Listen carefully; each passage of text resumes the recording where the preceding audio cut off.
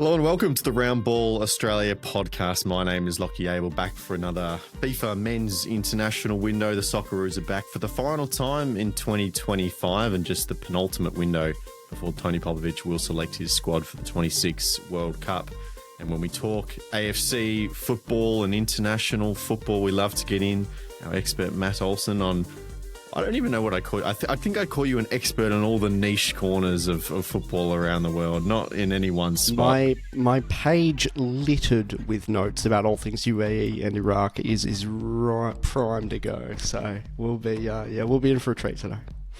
We will get there eventually. Jacob Stevens, hello as well to you. Another Socceroos window. I do want to say as well, as part of obviously the research, we're looking at Venezuela today. Did you know that England lost 3-0 to Venezuela in the first match of the Under-17 World Cup a couple of days ago? Yeah. That blew me away.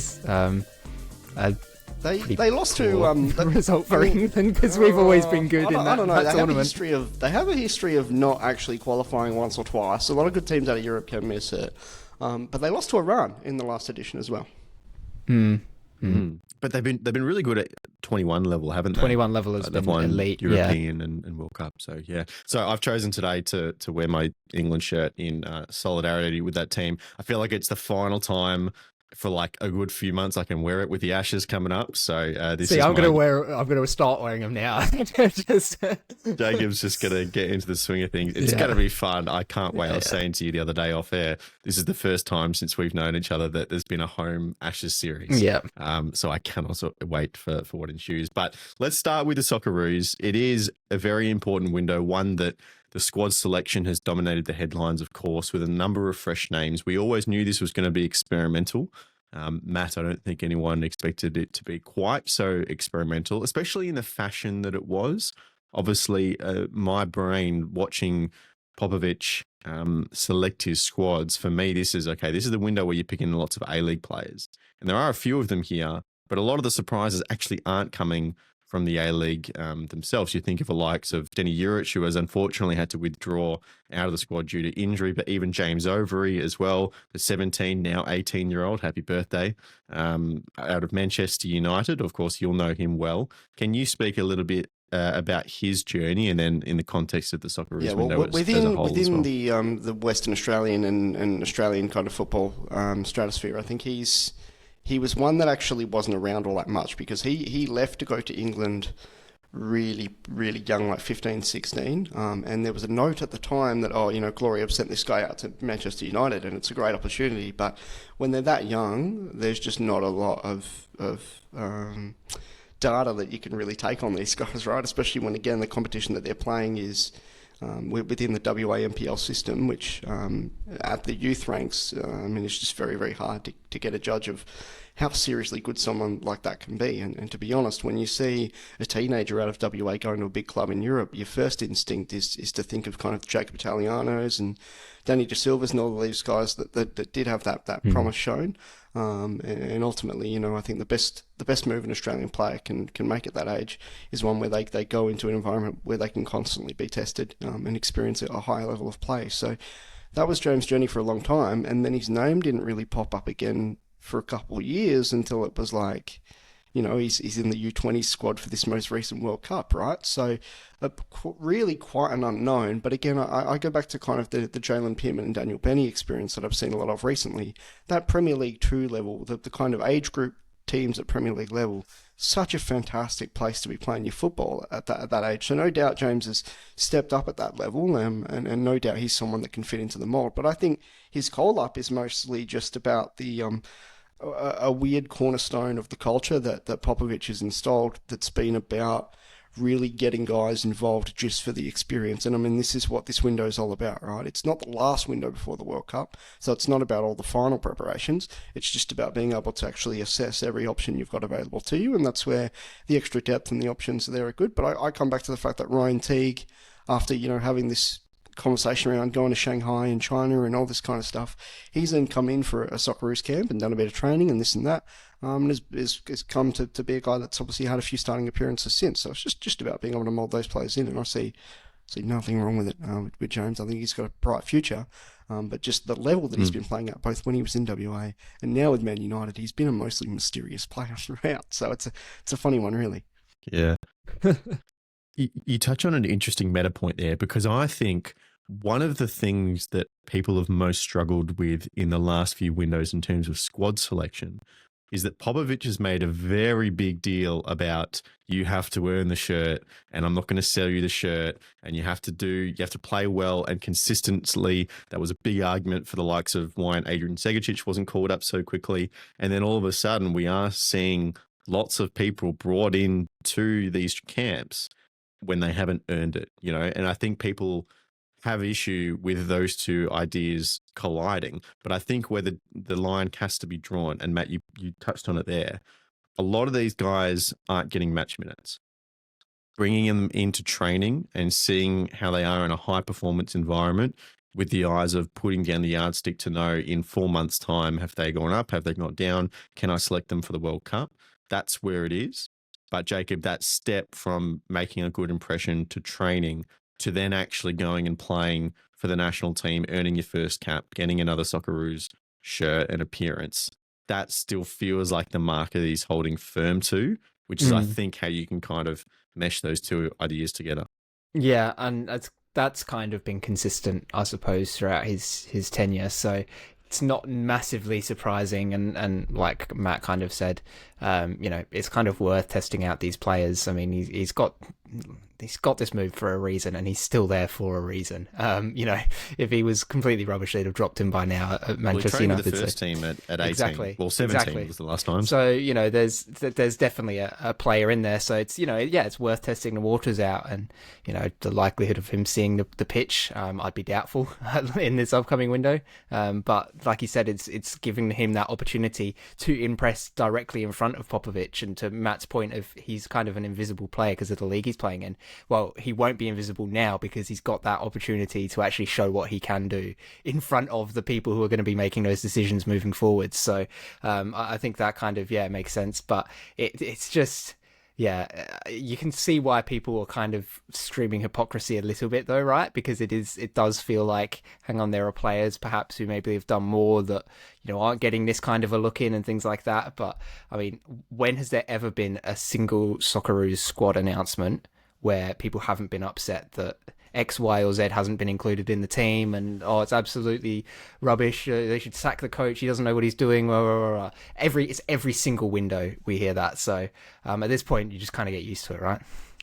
You do a little bit. Matt, I want to talk as well about the rankings. Now, I can't get through a week of the RBA podcast without mentioning some kind of coefficient. But obviously, Australia are sitting 26th in the world rankings at the moment, would likely need to win both of these games and have some results from other nations go their way to jump up into 24th.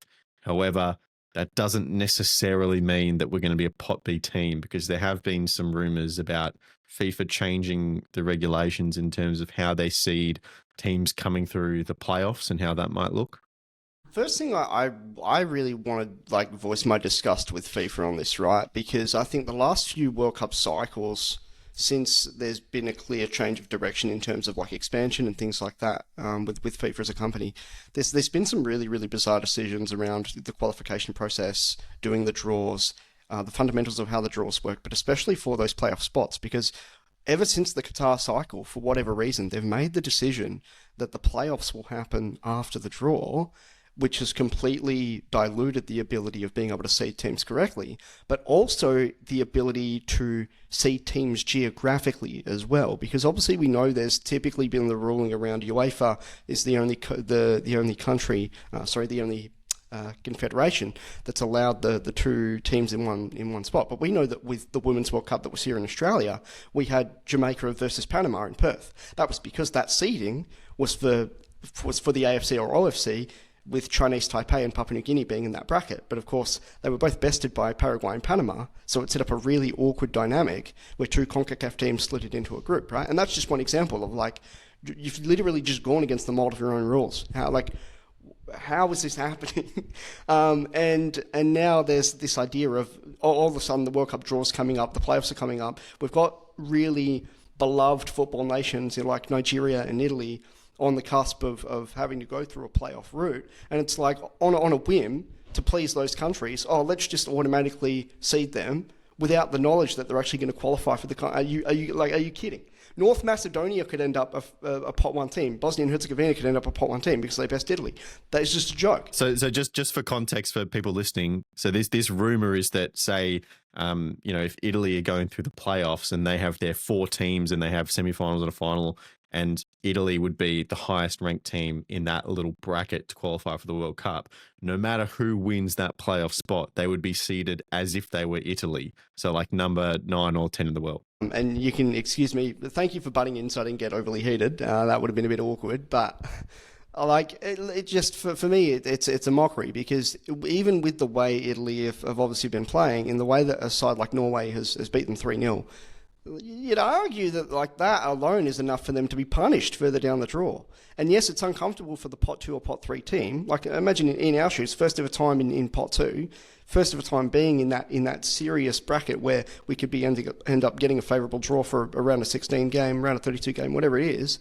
And that's where, again, I look at that and I think, well, if we're drawn with Italy, we have the issue all again. I mean, we know very, very infamously now what happened with the U20s getting the most stacked group going around. So we wouldn't want to be in that situation again. But at the same time, that is literally the point of the draw. And that's the way FIFA have designed the system, by having playoffs after the draw. Like it's your own fault. I really, yeah. So there are a lot of variables, right? So we still have to try and win and get as many points as possible under the current / old system. Because Canada are ranked below us, they obviously jump up into a pot 1 team by virtue of being the host. So we'd actually need to be top 23 to get that pool 2 status. So there's a lot of variables. We'll tell you where we sit when we actually know. But that is another kind of other element to this window, is that winning matches is important in that regard, although I'm sure that's not really what the team are thinking. In terms of, Jacob, just trying to get yourselves ready, trying to learn as much as you can. Obviously, there's been the whole logistics argument. We're going to be only a handful of nations in the world that will have played as much in the US and Mexico and Canada as anyone else. I understand a lot of these venues aren't actually World Cup venues, but dealing with the logistics, the travel, and Popovich talked about this in his press conference as well. There's all that kind of stuff to deal with, and they're learning so they know what their options are. And then it's obviously the squad factor in and narrowing down where you're at. And then playing South American opposition. We're trying to tick off all these different confederations as we go through these windows and play against different styles and different versions of different teams.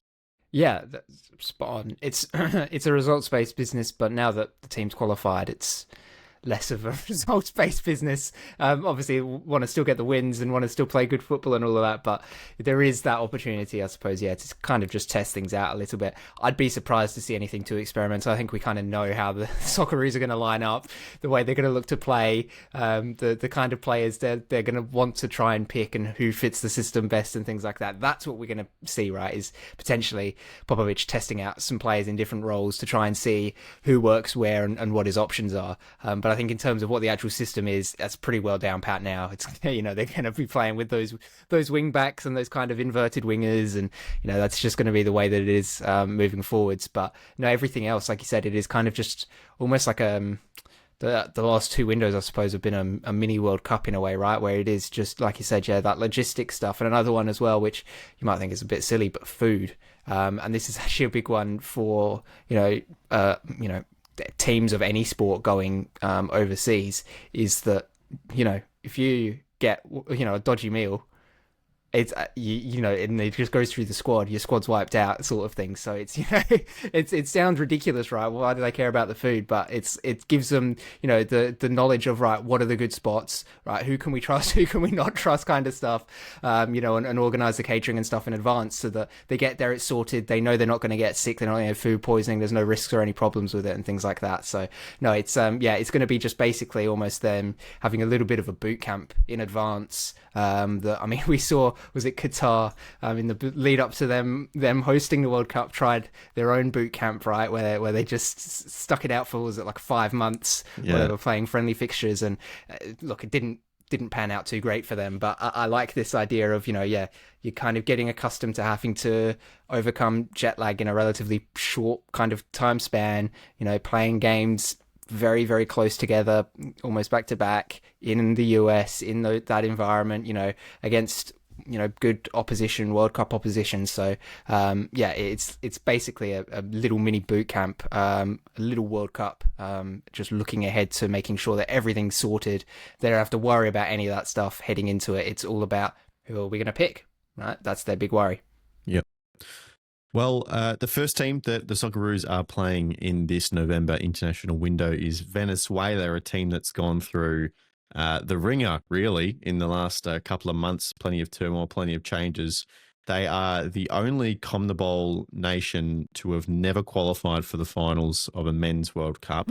They looked like they were going to be setting that record straight when they got to the final match day of the CONMEBOL qualifying, or at least have an opportunity to go through the playoffs, which is where they were sitting in 7th, if not for Bolivia getting a 1-0 victory over Brazil, of all nations, on the final day to kick Venezuela out. So they have not and will not qualify for this World Cup. They have sacked their coach. They have named a very big squad with a lot of fresh names, 35 of them is my understanding. Matt, it feels somewhat superfluous to even try and predict what we're going to get from this Venezuela team on Saturday afternoon. Yeah, it's one that really, you go in, I think, from our part of the world, and we have a certain stereotype of the Americas and what to expect, right? It is really, honestly, quite a shame that Venezuela are really by the book exactly what we'd expect for a pretty out of sorts, pretty arrogant South American team. I mean, they've had like a coach turnover within the calendar year of 2025.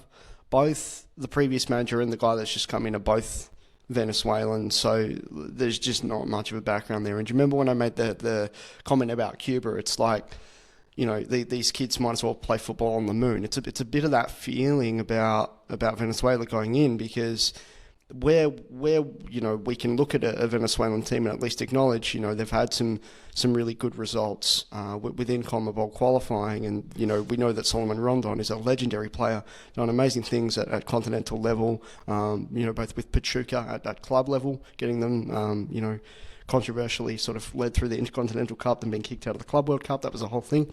And his time at the Premier League. We know what someone like that can offer, but we're in the situation where someone like that is not even here. So there is just no read we can get on a very inexperienced team. And yes, Venezuelan youth teams have done well internationally as well. But the other thing I'd say on this, and it even applies to Colombia more than Venezuela, these teams barely leave their bubble in the Americas. Not only do they exclusively play CONMEBOL qualifying, and then every other random game will be played in like South Carolina or something like that, but they are not exposed. And quite frankly, and we know it from when Peru faced us and they were so arrogant in 2022, these teams don't care.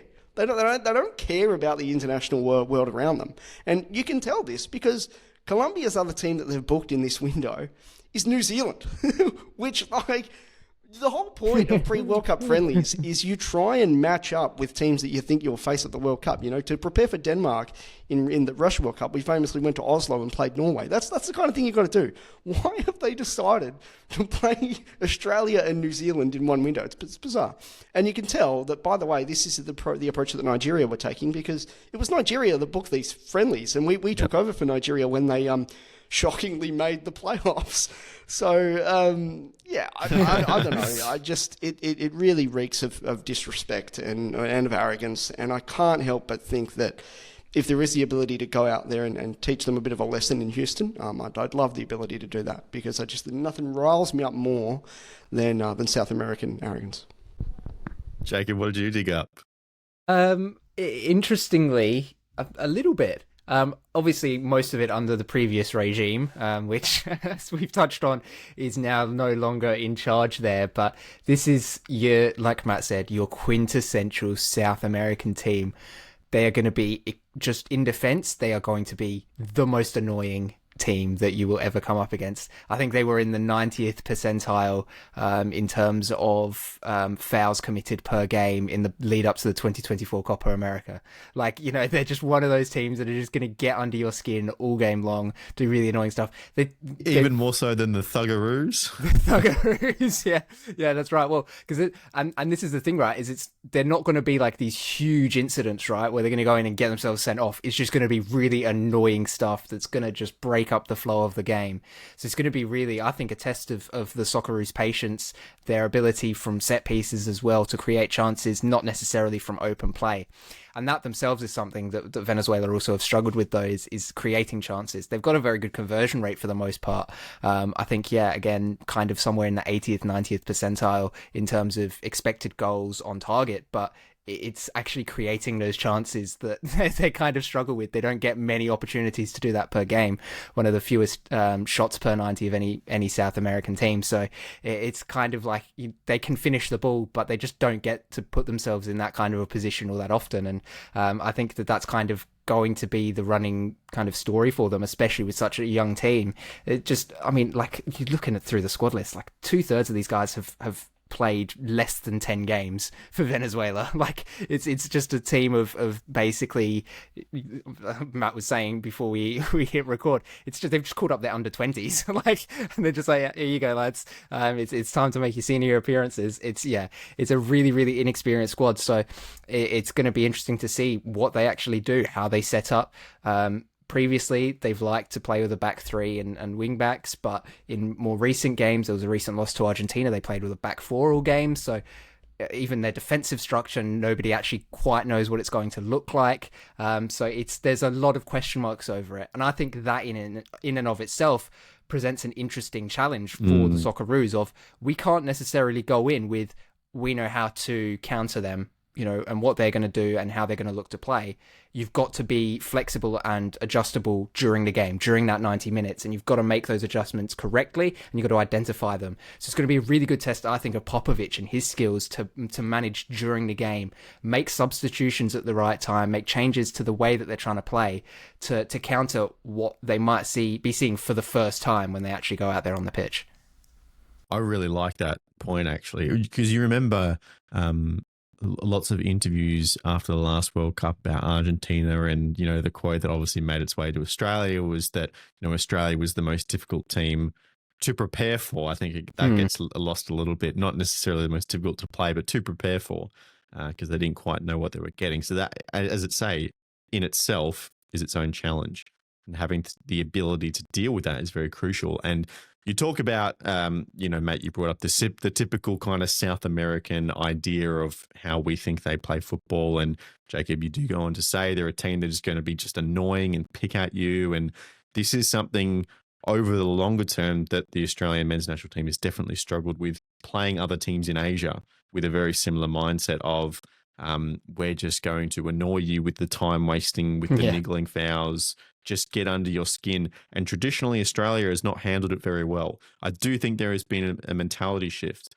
under Tony Popovic. And I think, Matt, we've also seen Australia employ some of those tactics. And in a similar way, I almost compare it back to our conversations that we've had about the Brisbane Roar this season.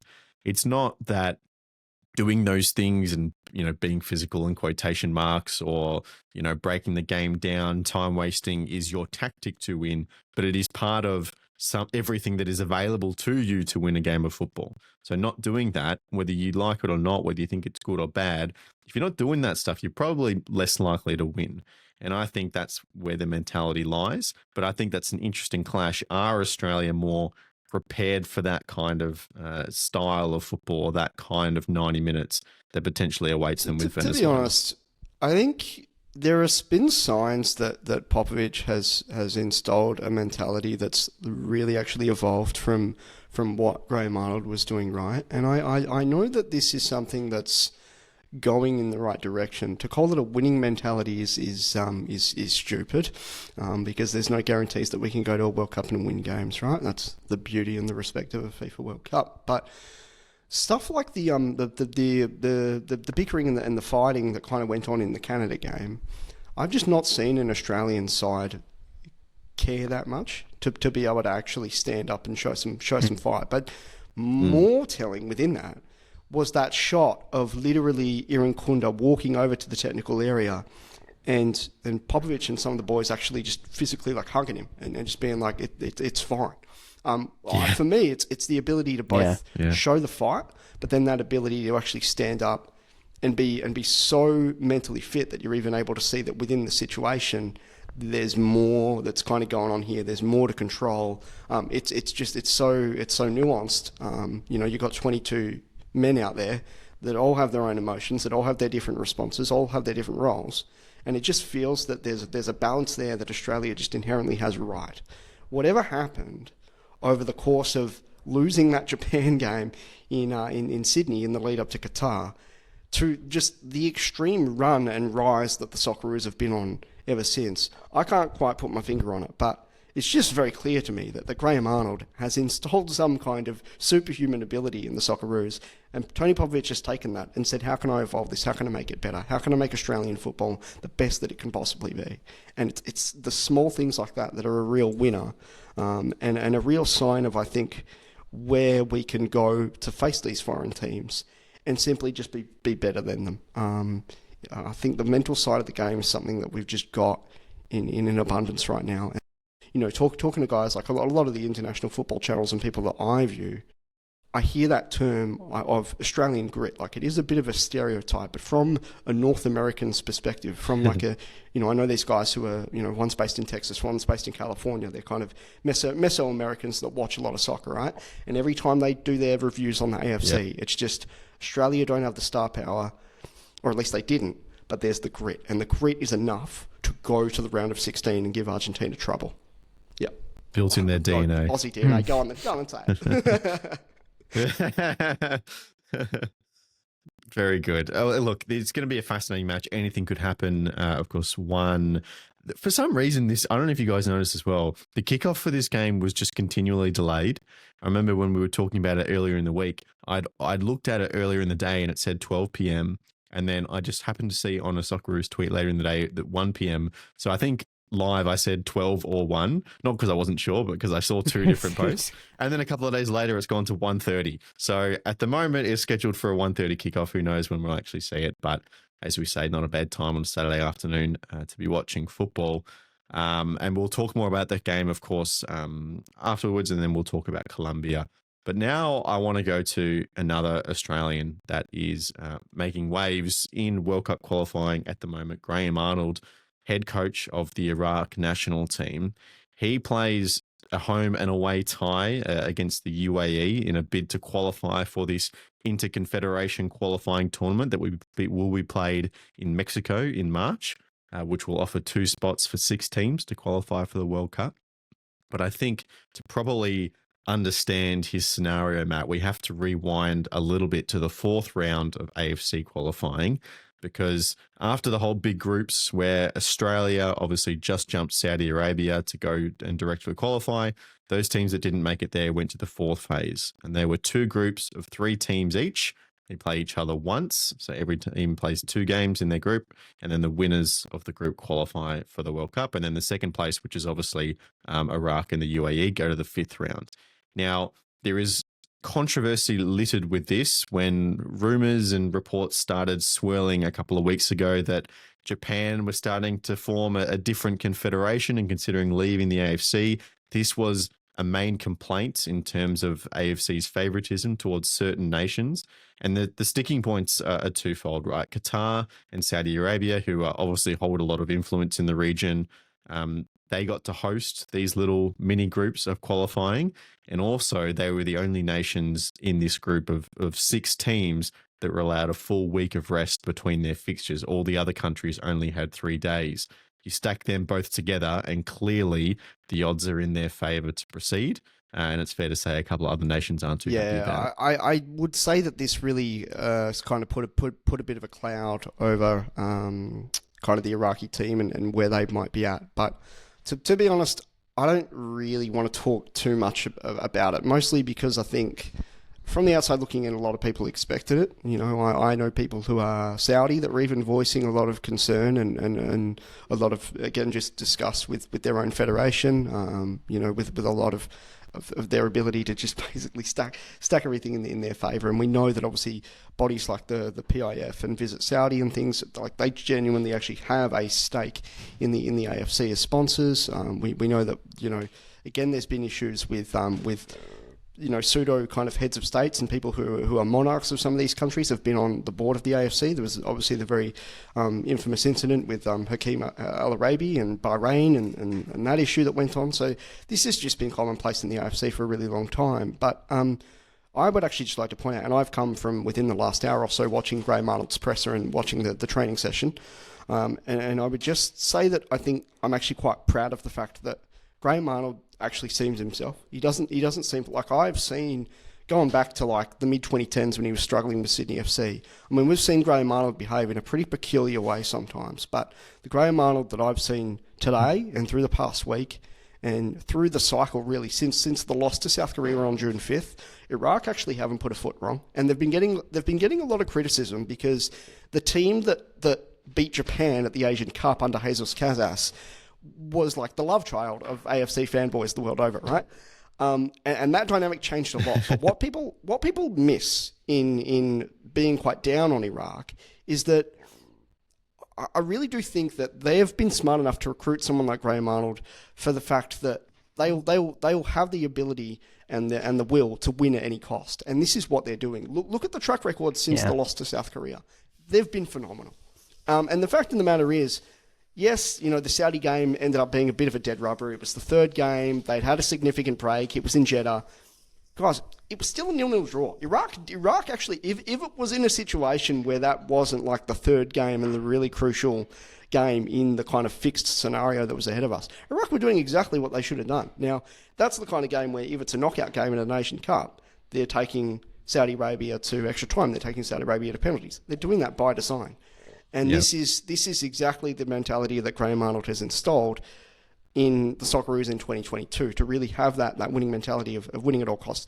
Something I know you'll probably have a few other things on the agenda and a few other things you want to talk about, but I actually wanted to pose a question to you, right? Say the way that Graham Arnold has moulded a winning team over time by getting a lot of the recruitment out of countries like Scotland and this, finding guys with Australian lineage, with your Harry Soutars, your Martin Boyles, and really remembering that they really are a big part of the Graham Arnold project and that it really built its way up over those 5 or 6 years.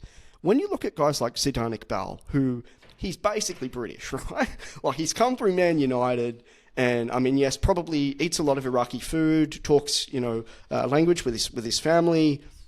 Like, I'm not saying he's not passionate about playing for the country, but the relationship, in my mind, the relationship with these English-speaking guys, these European citizens, some out of Sweden, some out of England, some out of these countries, the relationship that Arnie's been able to install and his ability to speak English to these players and his ability to build that mentality within the team. And again, from the way that Alamari was talking at the presser today, it kind of hit me.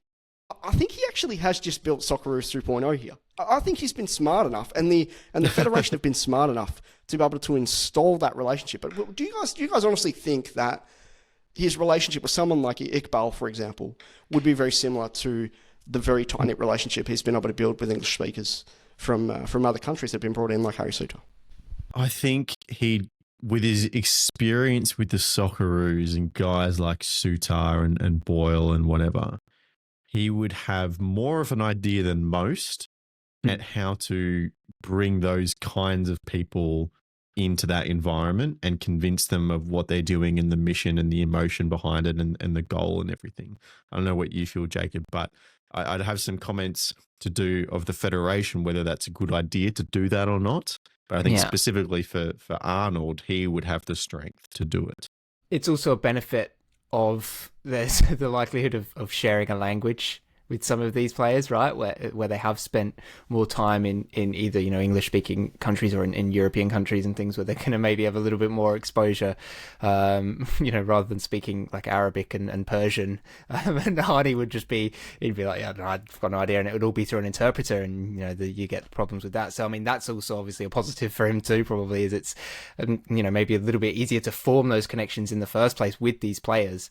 But no, I definitely agree. And I do think it's interesting that the parallels that can be drawn, that, he is kind of employing that in a way, a similar tactic to finding these players who are overseas. They're not based in Iraq or in the Middle East or any even AFC teams or anything like that. And is, pushing for them to get that spot. I mean, you mentioned, Lachie, is it wise for the federation to be doing that in the first place? Obviously, was it Indonesia we played against where they copped a bit of flack from their own fans for having a team that was 80% non-naturalized and 80% naturalized Indonesians, who had all played their whole career overseas, had never stepped foot in Indonesia before playing for the national team. Influence, yeah. Yeah, so it's it doesn't always work out and you don't always get the results, but I think from Arnie's perspective, like he said, he's going to be better placed than most coaches to be able to identify the kind of players who are going to be able to come into this system and figure it out in that way and not have to, rely on bringing all that talent in. He can bring in the ones that he thinks are going to really help the squad that he already has.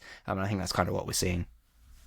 Yeah, I think on the is it a good idea or not? I feel it's actually really performance and results dependent, and I think that might hit a few people.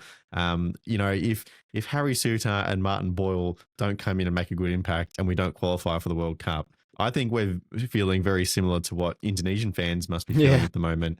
Having seen all these players come in, having seen them sack a perfectly reasonable coach and bring in Patrick Kluivert and then not qualify for the World Cup, I think we'd be feeling very similar, Matt.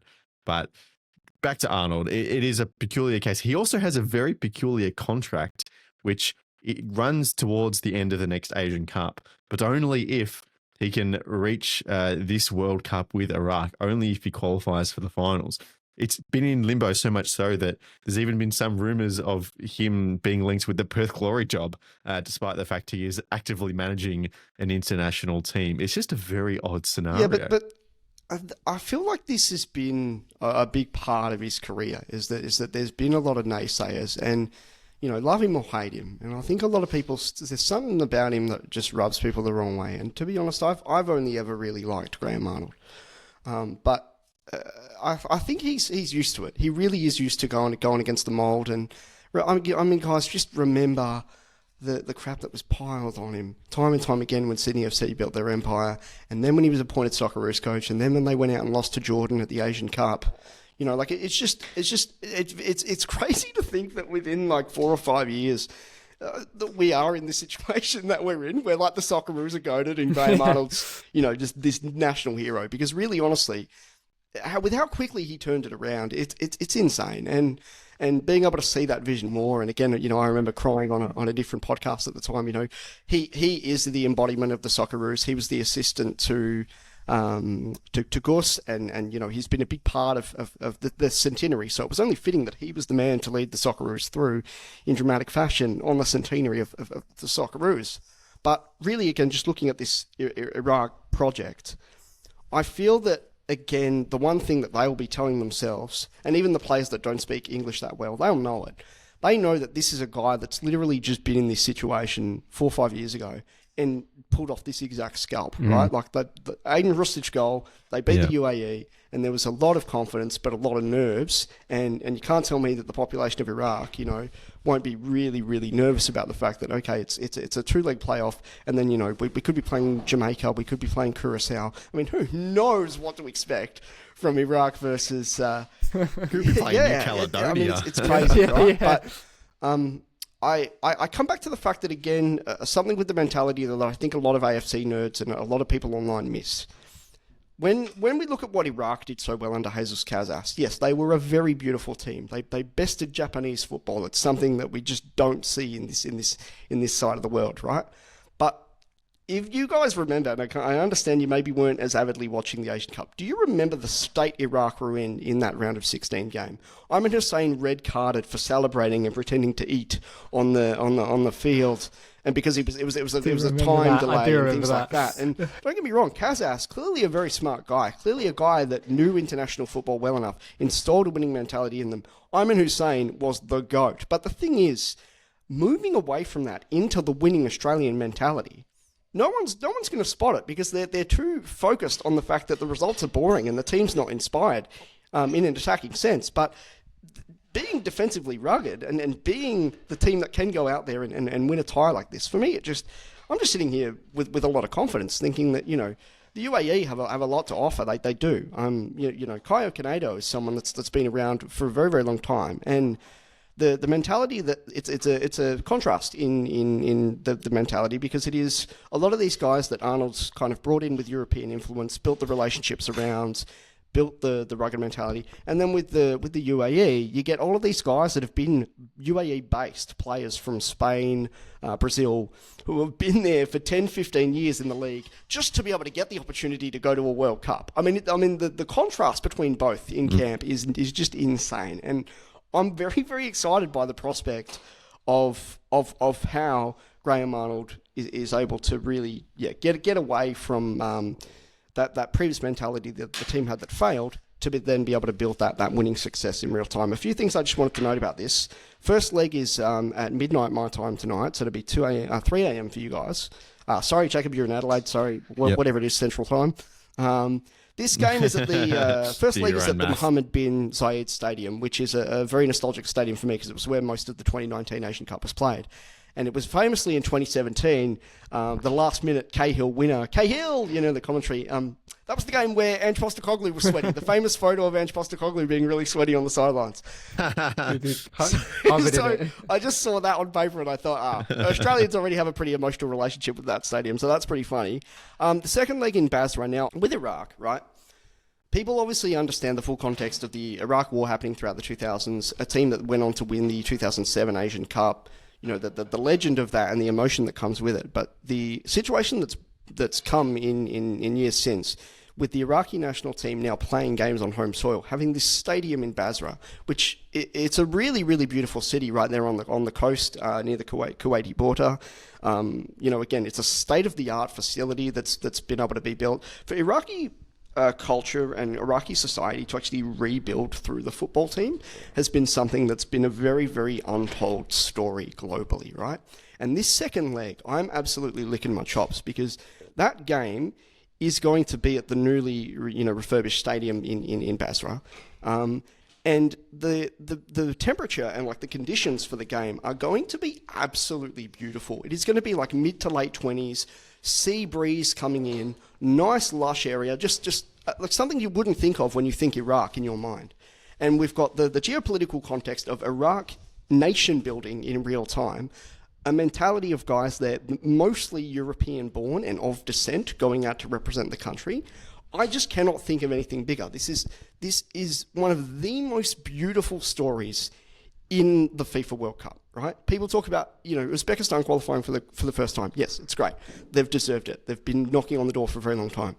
Nothing will beat Iraq on home soil winning that second leg and going through. And to know that an Australian is at the helm of that, an Australian that then could be, potentially booking that intercontinental spot, the ability to have a second Australian manager at a FIFA World Cup. I mean, it's just awesome. I love this story.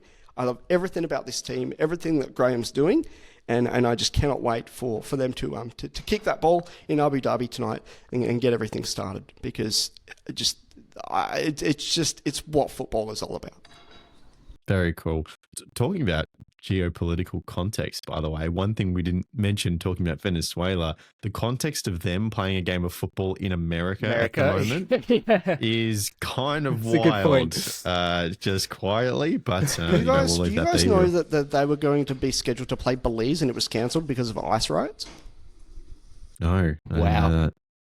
But I know obviously there's been issues with footballers going into America to play football with visas and stuff. And also not super relevant on this topic, but I do find it very, very odd that we are playing Columbia at Citi Field, home of the New York Mets. That's one that's very abstract for me and very, very bizarre choice when there's a lot of MLS venues and things that could have been chosen as well.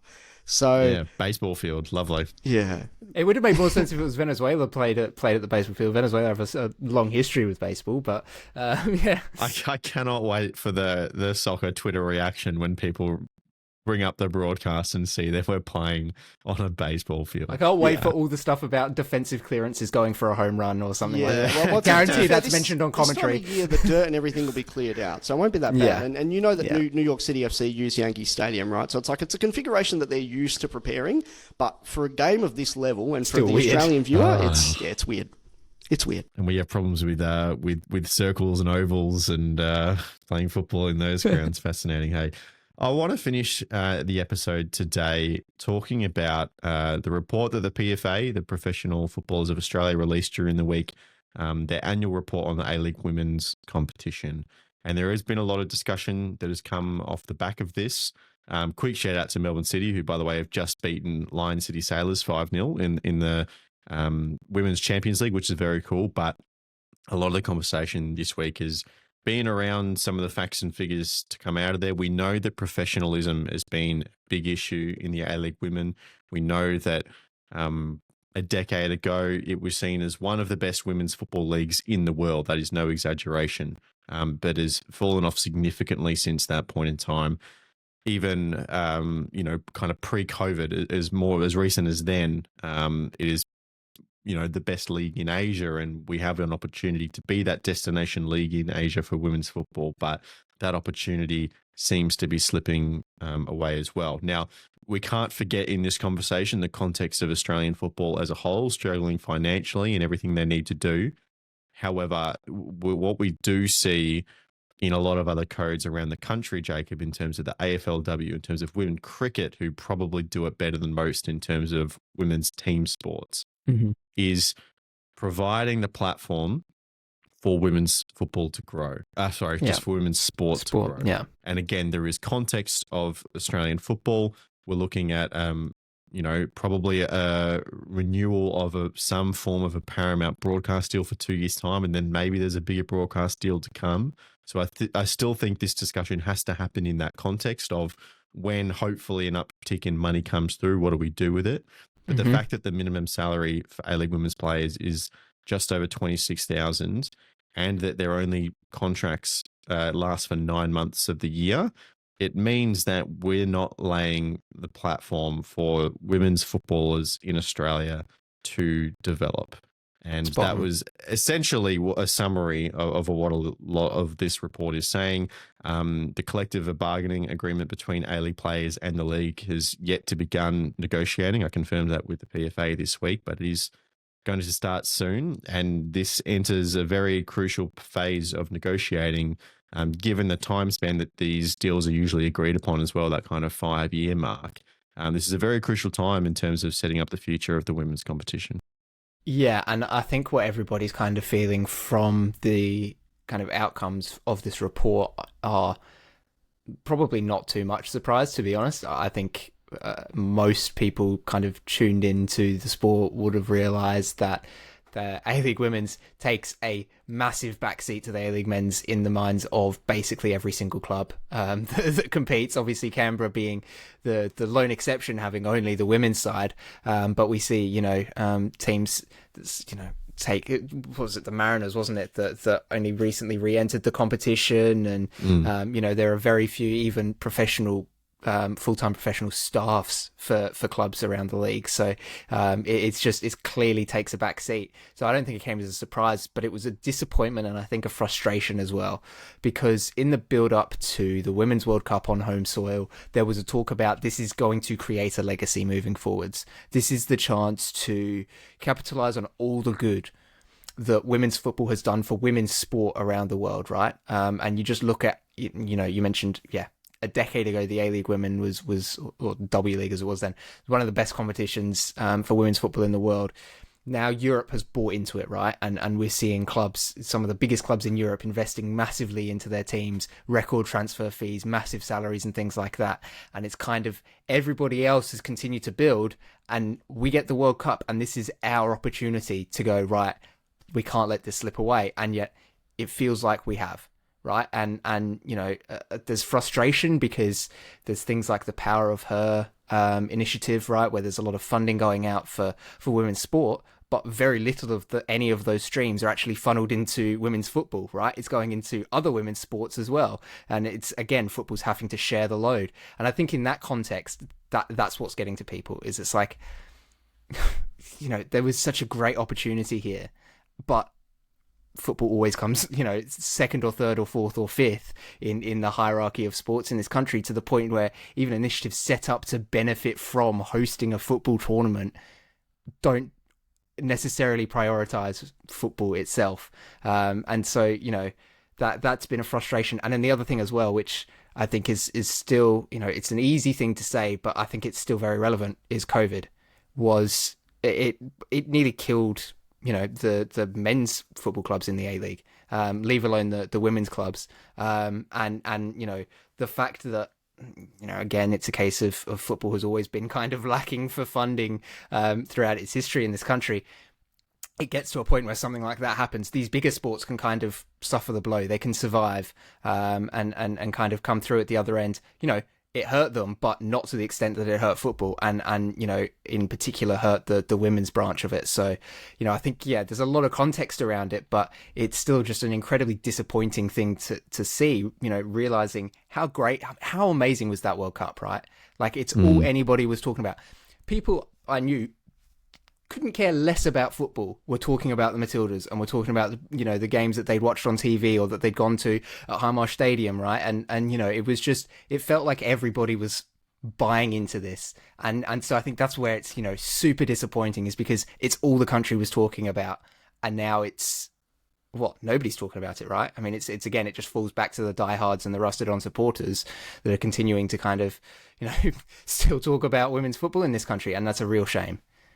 So I do want to do a little bit of myth busting, right? Because a lot of the narrative, and there were some quotes even from players in this report about, we have to question whether the league is even growing itself compared to how much it is growing, right?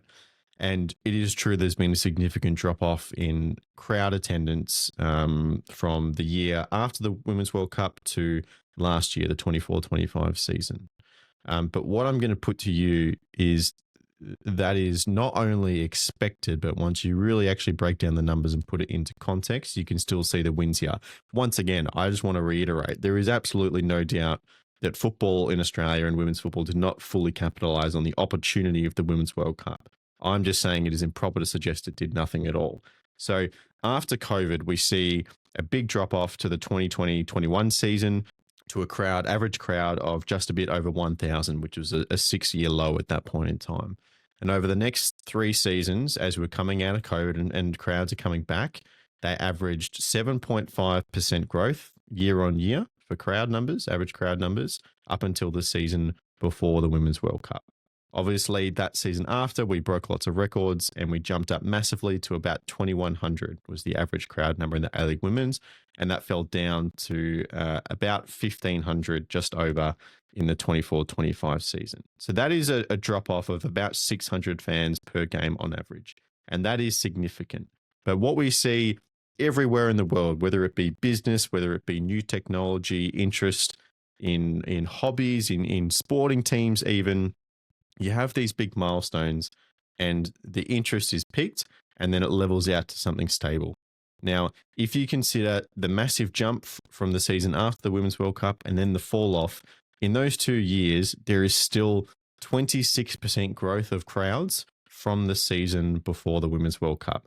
And if you split that over 2 years, that's 13% per year, which is nearly double the 7.5 that we were getting in the 3 years after COVID. So there is still things happening here. And so I just think it's improper to say that the league isn't going anywhere. But I know, obviously, Matt, the serious conversation is around how we turn the attention and get it to a critical point where the commercial factors say it is viable to give our female players full-time contracts, which really is the base level that we need to do to allow these players to develop all the time and grow the league themselves. Before we can get to that point, they are hamstringed by working second jobs and not being able to train. So the conversation is threefold, right? The first part of this is like actually just the PFA as a union and the players' personal lives that are of concern and what a lot of the report is talking about. Then the second part of it is really just the marketability, where again, I think some clubs take their duty more seriously. Some clubs go above and beyond behind the scenes. I know that here in Perth, we are very, very dedicated to it, right? We'll do all the midweek presses for the women's, and every single coach that comes to a game in Perth does a formal press conference with us, which is actually not the norm, but Perth just hold one anyway. Wellington is also I want to put it in as a really good example. Yeah. Look, Wellington have actually gone above and beyond in really actually protecting the image of female sport and elevating New Zealand football in a way where I think the football ferns as a general sort of product. I mean, for one, the football ferns, sorry, I've gone off on a huge tangent. Football ferns like just don't play home games at all. So like outside of the World Cup, they are actually just completely invisible. It's very, very strange. But yeah, the markability side of it is something where women's sport is just naturally going to constantly be attacked. And we've got to balance fighting against that with the reality of actually being able to pay the players a steady wage and be able to actually help them in their day-to-day lives. And that's a very, very delicate balance, and one that I envy anyone in the position of trying to actually work towards helping the product in that way. Because like you're saying, with the marketability metrics, I think things are still, they're not great, but context is important. The third thing I just wanted to say about this, and this is important with regards to the fact that we're about to host the Asian Cup as well. I feel that a lot of the cards have been dealt in favour of mainstream Australia and not football people. And I think a lot of people have gone into that World Cup experience seeing it the same way they would see Olympic athletes, right? And another thing that the sport investment side of it and the infrastructure and things like that, they want to see football the same way that they would see a sport like, and this is relevant to you guys in your lines of work, to field hockey, to swimming, to athletics.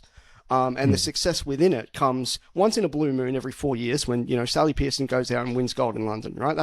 That's what we're talking about. And they wanted to really view the impact of the Matildas in the same way, where it's a flash in the pan. And this is ultimately, again, where I come to the fact that we're hosting the Asian Cup. Maybe the Matildas will be relevant again. Maybe there'll be a big push there. But it really does feel like, again, they're not really in it for the right motives. It doesn't really feel like football's growing as a sport. It feels like the Matildas as a product are regaining their relevance as well.